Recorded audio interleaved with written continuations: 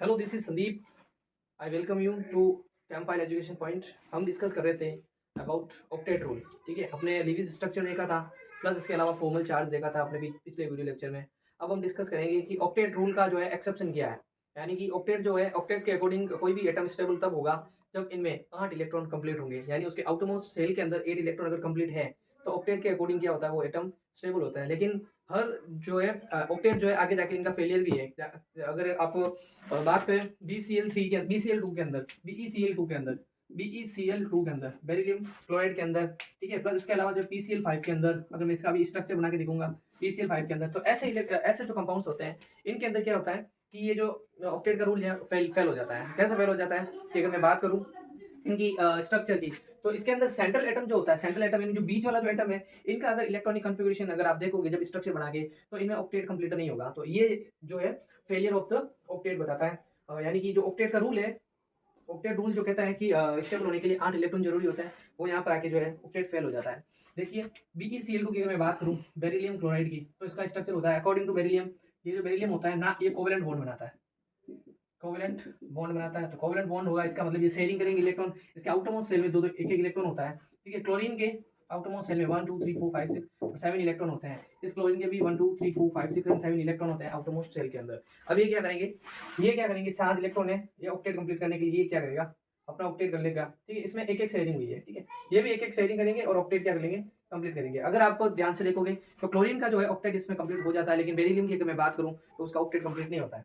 इसमें 1 2 3 4 इसके जो वैलेंस इलेक्ट्रॉन होते हैं या जो सेल इलेक्ट्रॉन होते हैं, इनके अंदर 4 इलेक्ट्रॉन ही रहते हैं, जिसके कारण क्या होता है, ये ऑक्टेट कंप्लीट नहीं कर पाता है। ठीक है, और फिर भी ऑक्टेट कंप्लीट नहीं है, फिर भी ये जो मॉलिक्यूल है बेरिलियम क्लोराइड BeCl2, ये अपने आप में क्या होता है, एक स्टेबल कॉन्फ़िगरेशन है और स्टेबल क्या होता है, कंपाउंड होता है। ठीक है, तो ये जो है ऑक्टेट का रूल्स जो है एक्सप्लेन नहीं कर पाया। प्लस इसके अलावा PCl5 की अगर मैं बात करूँ, ये तो है 4 इलेक्ट्रॉन इसके अंदर। ठीक है, जो कि हाइपो हाइपो कंडीशन होती है। हाइपो मींस होता है कि कम इलेक्ट्रॉन। ठीक है, वैलेंस इलेक्ट्रॉन कम होना। ठीक है, सेंट्रल एटम का। एक होती है हाइपर कंडीशन। हाइपर कंडीशन के अंदर क्या हो जाता है कि वैलेंस इलेक्ट्रॉन जो होते हैं सेंट्रल एटम के, वो 8 से भी ज्यादा हो जाते हैं। ठीक है, तो इस कंडीशन में भी जो है ऑक्टेट कंप्लीट नहीं कर पाया। जैसे कि अगर मैं बात करूँ PCl5 की SF SF6 के अंदर, तो ये क्या होते हैं, ये ऑक्टेट जो है ये भी ऑक्टेट को शो नहीं करते हैं। अगर मैं बात करूँ PCl5 की, तो PCl5 फॉस्फोरस जो होता है, इसके पास 5 इलेक्ट्रॉन होते हैं, 1 2 3 4 एंड 5। अगर मैं इसको शो ऐसे नहीं कर सकता हूँ, इसको मैं डायरेक्ट ऐसे बता दूँ 1 2 Cl Cl Cl Cl Cl, ये स्ट्रक्चर होता है PCl5। इसमें देखो क्लोरीन की अगर आप देखोगे,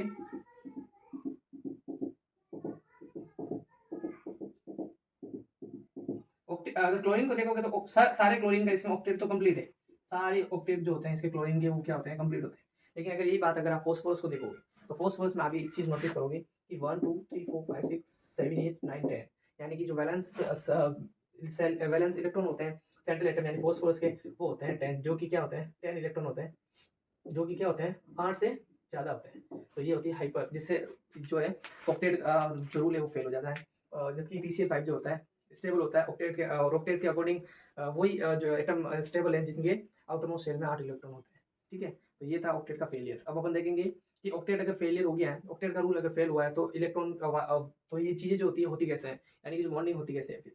ठीक है, तो वो अपने समय जो है समझाया था वैलेंस बॉन्ड थ्योरी VBT ने, जो कि अपन जो है अभी डिस्कस करेंगे VBT को।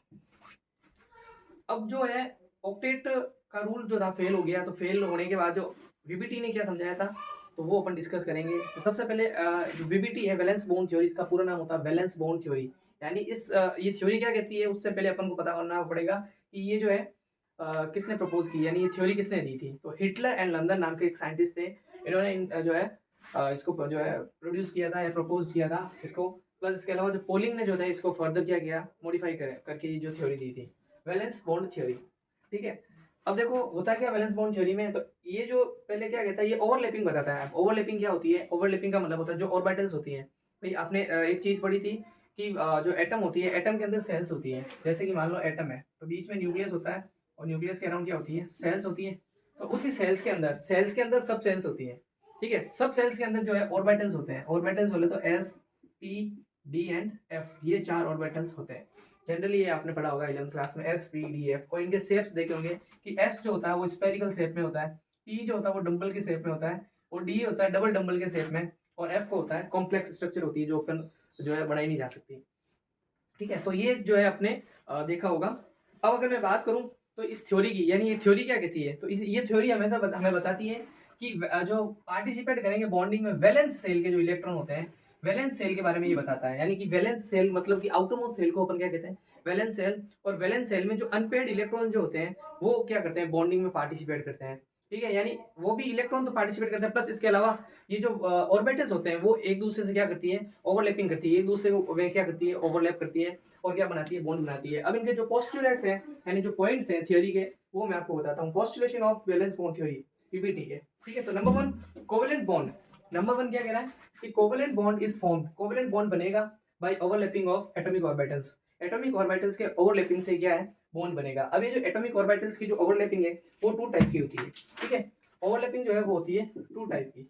अब कैसे 2 टाइप की होती है वो भी अपन फर्दर आगे की और आगे डिस्कस करेंगे, लेकिन उससे पहले सेकंड पॉइंट क्या कह रहा है, only half filled orbitals with electrons of opposite spin overlap together. क्या कह रहा है ये, इस पॉइंट का मतलब होता है कि जब एटॉमिक ऑर्बिटल्स की जो ओवरलैपिंग होती है तब जो है हाफ फील्ड ऑर्बिटल्स जो होते हैं वो ओवरलैप करते हैं। हाफ फील्ड कहने का मतलब मेरा ये है कि जो अनपेड इलेक्ट्रॉन होते हैं वो क्या करते हैं, जो है ओवरलैपिंग में पार्टिसिपेट करते हैं। प्लस इसके अलावा ऑपोजिट स्पिन के होना चाहिए। ऑपोजिट स्पिन का मतलब है कि मान लो मैं हाइड्रोजन मॉलिक्यूल बना रहा हूँ, ठीक है, हाइड्रोजन का मॉलिक्यूल मैं बना रहा हूँ, तो इस हाइड्रोजन के मॉलिक्यूल में मेरे को क्या हुआ कि एक हाइड्रोजन इसका और एक हाइड्रोजन इसका होगा।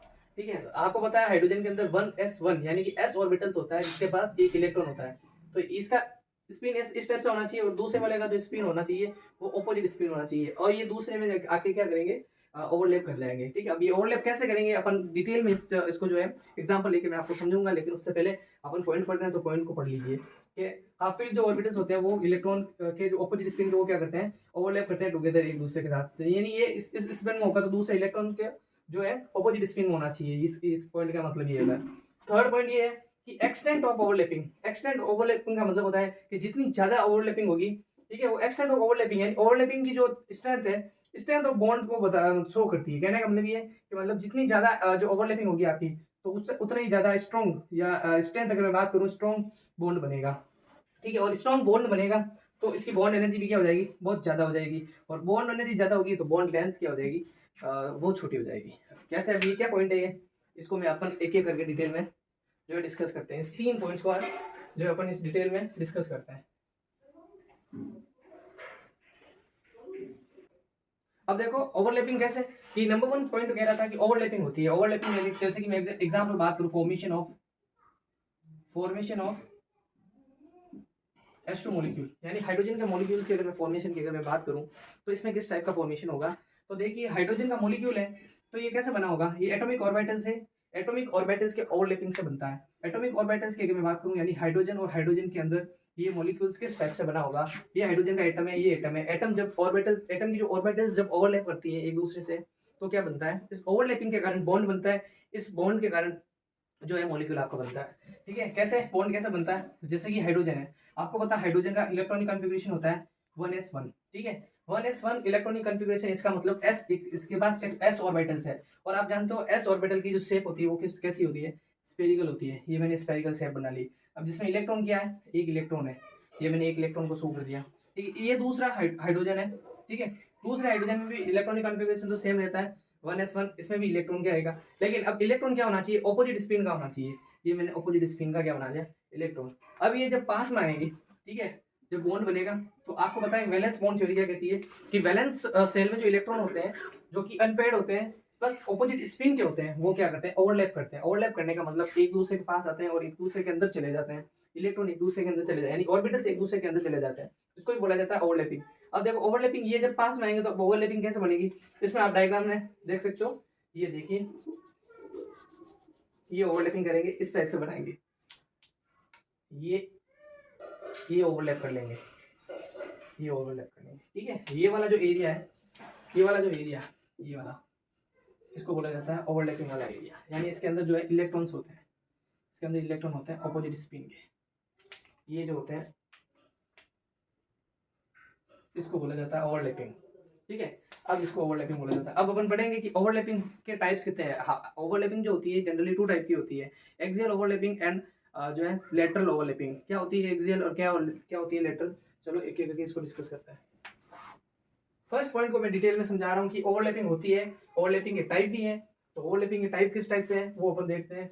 अब देखो ओवरलैपिंग के 2 टाइप होते हैं, एक होते हैं एक्सियल ओवरलैपिंग, ठीक है। एक्सियल ओवरलैपिंग से हमेशा जो बॉन्ड बनेगा उस बॉन्ड को बोला जाता है सिग्मा बॉन्ड बोला जाता है, ठीक है। और लेटरल ओवरलैपिंग से जो बॉन्ड बनता है उसको पाई बॉन्ड बोला जाता है। अब क्या होते हैं सिग्मा बॉन्ड पाई बॉन्ड, ठीक है। तो एग्जांपल से अगर मैं बात करूं कि जो बॉन्ड होते हैं ओवरलैपिंग जो होती है,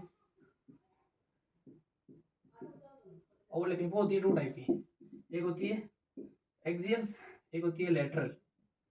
लेटरल एक्सियल नाम से पता चल रहा है एक्सियल क्या होता है, अगर मान लो कोई ऑर्बिटल्स जो है वो एक एक्सिस के थ्रू आ रहे हैं, एक एक्सिस के अलोंग जब आते हैं तो उस टाइप से जब बॉन्डिंग होती है, जब ओवरलैपिंग होती है, उस टाइप की ओवरलैपिंग को बोला जाता है एक्सियल ओवरलैपिंग। किस टाइप से अगर मैं बात करूं, अभी हमने जो बात करी थी एस एस की, ये 1s, ये 1s की बात करी थी। अब ये जो ऑर्बिटल्स बने, ये जो ऑर्बिटल्स बने थे, ठीक है, इनकी जो ओवरलैपिंग हुई थी, ये जो ओवरलैपिंग ये हुई थी, ये किस कैसे हुई थी, ये हुई थी एक्सिस के अलोंग आई थी, यानी ये ओवरलैपिंग बात कर रहा हूँ। ये जो ओवरलैपिंग इनकी हुई है ये एक एक्सिस के अलोंग आ रहे हैं, ठीक है। अगर एक्सिस के अलोंग अगर आते हैं और जो ओवरलैपिंग होती है तो इस टाइप से जो बॉन्ड बनता है, ये बॉन्ड बना, इस बॉन्ड को बोला जाता है sigma bond. Sigma bond, sigma का ये साइन होता है, इसको बोला जाता है सिग्मा बॉन्ड। कब, जब एक्सियल होगा, यानी एक ही एक्सिस के थ्रू ये ओवरलैप करेंगे तो एक्सियल बॉन्ड बनता है। इसके ऑपोजिट, इसके अलावा अब एक्सियल में भी अलग अलग टाइप से, एक्सियल में अलग अलग टाइप पढ़ेंगे कैसे, एक्सियल के अंदर अलग अलग टाइप कैसे, सिग्मा बॉन्ड के भी अलग अलग टाइप है। यानी ये देखो किस किस ऑर्बिटल्स की जो ओवरलैपिंग हुई है, ये एस की और एस की हुई है, तो इसको एस एस सिग्मा बॉन्ड कहा जाएगा, एस एस सिग्मा बॉन्ड, ठीक है। एक होता है एस पी सिग्मा बॉन्ड। अब एस पी सिग्मा बॉन्ड कैसे बनता है और इसके एग्जांपल भी मैं आपको बताऊंगा, लेकिन उससे पहले एस पी सिग्मा बॉन्ड होता है क्या वो अपन देख लेते हैं। क्या होता है जनरली, जब एस और पी जो ऑर्बिटल्स होते हैं, देखिए मान लो एस, एक एस ऑर्बिटल्स और एक पी ऑर्बिटल्स एक ही एक्सिस के अलोंग आ रहे हैं, मान लो ये एक्सिस है, ये एक्सिस है, और इसमें अपना एक है अपना एस ऑर्बिटल्स, एक पी ऑर्बिटल्स होता है। देखो पी ऑर्बिटल्स जनरली ऐसा होता है डंबल के शेप में, ठीक है। अगर पी ऑर्बिटल्स के 3 जो होते हैं ओरिएंटेशन होते हैं, आपको बताया पी एक्स पी वाई और पी जेड, ठीक है। तो अगर मान लो ये ऐसा आया एक्सिस के अलोंग, ये देखो एक्सिस के अलोंग आ रहा है, ये भी एक्सिस के अलोंग आ रहा है, ठीक है। ये जो ओवरलैपिंग अपने करवाई है, ये जो ओवरलैपिंग करवाई है, ठीक है, एस और पी की ओवरलैपिंग हुई है, ये किसकी ओवरलैपिंग हुई है, एस और पी की ओवरलैपिंग हुई है, तो इसको बोला जाएगा। अगर मान लो आपको ये ध्यान रखना है, अगर एक्सिस के अलोंग आ रहे हैं तो बॉन्ड तो हमेशा सिग्मा बॉन्ड बनेगा, बॉन्ड तो हमेशा सिग्मा बॉन्ड बनेगा, लेकिन सिग्मा बॉन्ड का टाइप हम जो है देख के बता सकते हो, ये एस ऑर्बिटल्स है और ये पी ऑर्बिटल्स है, दोनों अलग अलग ऑर्बिटल्स एस और पी ऑर्बिटल्स कौन से किसके अलोंग आ रहे हैं, ये एक्सिस के अलोंग आ रहे हैं तो बनेगा तो सिग्मा बॉन्ड। सिग्मा बॉन्ड का नाम क्या हो जाएगा, सिग्मा बॉन्ड का नाम हो जाएगा S P sigma bond, S P sigma bond. तो ये है एक एस पी। इसके अलावा सिग्मा बॉन्ड होते हैं 3 टाइप के, वैसे जनरली सिग्मा 3 होते हैं। देखो एक तो एस एस सिग्मा बॉन्ड होता है, एक एस पी होता है और एक पी पी होता है। ये 3 आप जनरली देखोगे, S S S P and P P. एक मैं बता दूं पी पी कुछ नहीं है, सेम होता है, ये इसकी जगह पी आ जाएगा। ये जो ऑर्बिटल्स आपको दिख रहा है ये तो एक पी तो ही है, इसके अलावा एक और पी बता दूंगा, ये पी, ठीक है। ये जनरली सही नहीं बना, थोड़ा सा ये बड़ा रह गया लोब, और इसको लोब बोला जाता है इनको। ये देखो आप देख सकते हो जैसे ये पी पी ऑर्बिटल्स है, ये देखो ये जो ऑर्बिटल हुई है ये भी पी है ना, ये भी पी था, तो ये पी पी ओवरलैपिंग। और ये पी, अगर ये क्वेश्चन जनरली पूछा जाता है कि एक्चुअल में होता है पी पी जो ऑर्बिटल्स होते हैं ये 2 टाइप्स के पी पी जो होते हैं। वैसे तो पी पी जो है, पी पी जो ऑर्बिटल्स ओवरलैपिंग होती है वो सिग्मा में भी होती है और एक लेटरल में भी होती है, ठीक है। लेटरल में पाई बॉन्ड बनता है, ठीक है। तो ये है ओवरलैपिंग ऑफ बॉन्डिंग। और कौन सी एक्सियल, अब लेटरल एक बात कर लेते हैं, लेटरल में कैसी होगी। लेटरल में जनरली आप बता सकते हो, लेटरल का मतलब होता है साइड वाइज, लेटरल का अदर नेम ही होता है साइड वाइज ओवरलैपिंग, यानी एक्सिस के अलोंग नहीं आते, वो एक्सिस के साइड में आते हैं। जैसे कि अगर मैं बात करूं, ये अपनी एक्सिस है, ठीक है, और ये एक्सिस के अकॉर्डिंग, ये देखो ये एक्सिस के अलोंग नहीं आता है, ये एक्सिस के साइड में आता है। ये एक पी बॉन्ड है और ये एक पी बॉन्ड होता है, ठीक है। अब ये दोनों अगर पास में आएंगे, अगर ये दोनों पास में आएंगे तो एक ओवरलैपिंग होगी, और इसकी इस टाइप की ओवरलैपिंग को बोलेंगे अपन पाई बॉन्ड। क्यों बोलेंगे पाई बॉन्ड, क्योंकि ये जो है सिग्मा बॉन्ड, देखो सिग्मा बॉन्ड कब बनता है, जब एक्सिस के थ्रू आ रहे, एक्सिस के अलोंग आ रहे थे, लेकिन ये एक्सिस के अलोंग नहीं आ रहे। एक्सिस देखो ये तो एक्सिस है, ये एक्सिस के साइड में से ओवरलैपिंग कर रहे हैं यहाँ पर और यहाँ पर, ये साइड में ओवरलैपिंग हो रही है। तो साइड में जो ओवरलैपिंग होती है, इस साइड वाइज ओवरलैपिंग को बोला जाता है लेटरल ओवरलैपिंग या साइडवाइज ओवरलैपिंग बोल सकते हो, ठीक है। अगर इससे जो बॉन्ड बनता है, इस बॉन्ड को बोला जाता है, देखो जब ये पास में आएंगे तो ये लोग इसके साथ इंटरेक्शन करेगी, ठीक है, और ये जो है इसके साथ इंटरेक्शन करेंगे, ठीक है। तो इस टाइप से जो बॉन्ड बनेगा, इस बॉन्ड को बोला जाता है पाई बॉन्ड, पाई बॉन्ड, इस बॉन्ड को बोला जाता है पाई बॉन्ड, ठीक है। तो ये था overlapping of orbitals. First point जो था ये क्लियर हो गया, ठीक है। सेकंड पॉइंट अभी क्लियर हो गया था। सेकंड पॉइंट कह रहा था कि जो अब ओवरलैपिंग करेंगे तो ऑपोजिट स्पिन का होना चाहिए, ये तो जनरल नियम था, ठीक है। थर्ड वाला जो पॉइंट कह रहा था वो क्या कह रहा था कि जितनी ज्यादा ओवरलैपिंग अगर होगी, अगर मान लो कोई ऑर्बिटल्स पास में आ रहे हैं और उसके अंदर ऑर्बिटल ओवरलैपिंग हो रही है, तो जितनी ज्यादा ओवरलैपिंग होगी तो उतना ही ज्यादा बॉन्ड का जो होगा स्ट्रॉन्ग होगा। और आपको पता है बॉन्ड जब स्ट्रॉन्ग होगा तो उसकी बॉन्ड एनर्जी क्या होगी, ज्यादा होगी। और किसी भी बॉन्ड की जो बॉन्ड एनर्जी ज्यादा होगी तो उसको तोड़ना जो है आसान नहीं होता है, ठीक है। तो ज्यादा ओवरलैपिंग होगी तो बॉन्ड की जो एनर्जी हो जाएगी बड़ी, लेकिन बॉन्ड की लेंथ की अगर मैं बात करूँ, बॉन्ड लेंथ की, वो छोटी हो जाएगी, ठीक है। ये कैसे, जो अगर मैं बात करूँ बॉन्ड लेंथ कैसे छोटी हो जाती है, सपोज करो मान लो ये ऑर्बिटल्स हैं, एसएस ऑर्बिटल्स, एक में ओवरलैपिंग हुई है इस टाइप से थोड़ी सी, ठीक है, एक में ओवरलैपिंग हुई है, एक में ओवरलैपिंग हुई है पूरी इतनी ज्यादा ओवरलैपिंग हुई है। देखो ये स्मॉल सेम साइज के ले लूँ मैं,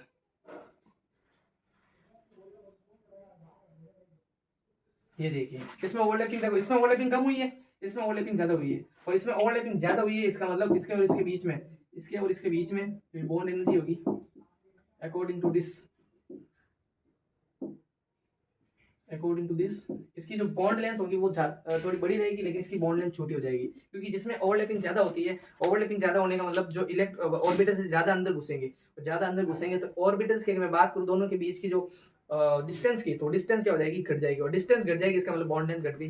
तो ये होता है थर्ड पॉइंट का मतलब, ठीक है। अब अपन में बात करेंगे कि फोर्थ पॉइंट जो है इसका क्या कहना है।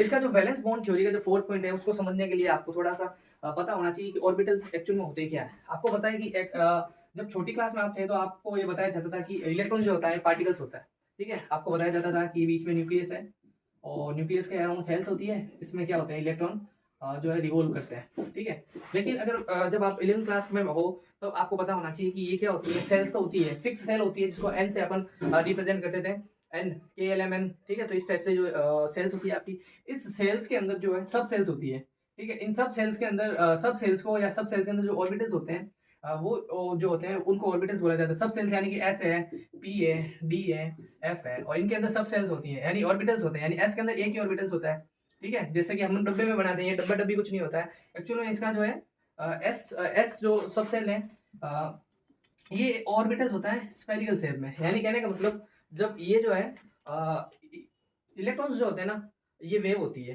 ठीक है। क्लास 11th में जब ड्यूअल नेचर आपने पढ़ा होगा इलेक्ट्रॉन का, ड्यूअल नेचर, ठीक है। पार्टिकल्स का जो होता है ड्यूअल नेचर होता है, ड्यूअल नेचर बोले तो जो पार्टिकल होता है वेव होती है और पार्टिकल दोनों भी होते हैं, ठीक है। तो अब इलेक्ट्रॉन की अगर मैं बात करूँ इनके अंदर एटम के अंदर, तो इलेक्ट्रॉन जो होता है वेव होती है, यानी कि वेव के फॉर्म में इसको जो ऑर्बिटल्स होते हैं ये वेव के फॉर्म में दर्शाए जाते हैं, यानी एस है तो इसका मतलब ये जो इलेक्ट्रॉन की जो डायग्राम दिख रहा है आपको एस स्फेरिकल, यानी इलेक्ट्रॉन जो है ये स्फेरिकल रेंडमली यहाँ पे रिवॉल्व करते रहते हैं, ठीक है। तो ये एस होता है। पी में जो होते हैं इसकी डबल शेप होती है, ठीक। और पी के खुद के 3 और ओरिएंटेशन होती है, P X, P Y and P Z वगैरह। डी की अलग होती 5 होती है, ठीक है। तो एफ की 7 होती है। तो इस टाइप से ये जो है ऑर्बिटल्स होते हैं, ठीक है। और ये क्या होते हैं, वेव होती है, एक प्रकार की क्या होती है, वेव्स होती हैं। अब ये वेव अकॉर्डिंग जो वेव की अगर मैं बात करूँ, ये वेव जब ये पास में आते हैं तब ऑर्बिटल्स की अगर आप अपन जैसे पढ़ रहे हैं ऑर्बिटल्स ओवरलैप कर रहे हैं, तो ऑर्बिटल ओवरलैप नहीं करती है, वेव्स जो होती है वो ओवरलैप करती है। अब ये जो वेव होती है वो सेम फेज के अंदर होना चाहिए। सेम फेज का मतलब क्या होता है, मान लो अब अपन बात कर रहे हैं वेव की, तो वेव को आपको पता है वेव क्या होती है, देखिए ये वेव होती है एक, ठीक है, ये वेव है, यानी ये इसका पॉजिटिव एंड है, इसका तो ये नेगेटिव होगा, यानी ये पॉजिटिव एम्पलीट्यूड है तो ये क्या होगा, इसका नेगेटिव एम्पलीट्यूड होगा। आपको पता है एक वेव के अंदर जो है, एक वेव को, ठीक है, ये एक वेव होती है, ठीक है। इस वेव के अंदर ये जो हाईएस्ट मीन पोजीशन से जो हाईएस्ट पोजीशन होती है वो इसका एम्पलीट्यूड कहलाता है, ठीक है। यानी ओरिजिन से अगर मान लो ये पॉजिटिव के अंदर है, ठीक है, मान लो जैसे कि एस ऑर्बिटल है, ये एस की क्या है, एस ऑर्बिटल की ये क्या है, वेव है, एस ऑर्बिटल की वेव है ये, ठीक है। हाइड्रोजन की अगर मैं बात कर रहा हूँ तो हाइड्रोजन के एस की ये वेव, ठीक है। तब दूसरा हाइड्रोजन अगर मिलेगा, दूसरा हाइड्रोजन इसको ओवरलैप करेगा, तो इसकी जो वेव है ये सेम फेज में होनी चाहिए। सेम फेज बोले तो ये देखिए ये सेम फेज है, ये सेम फेज है, कैसे सेम फेज है ये देखिए,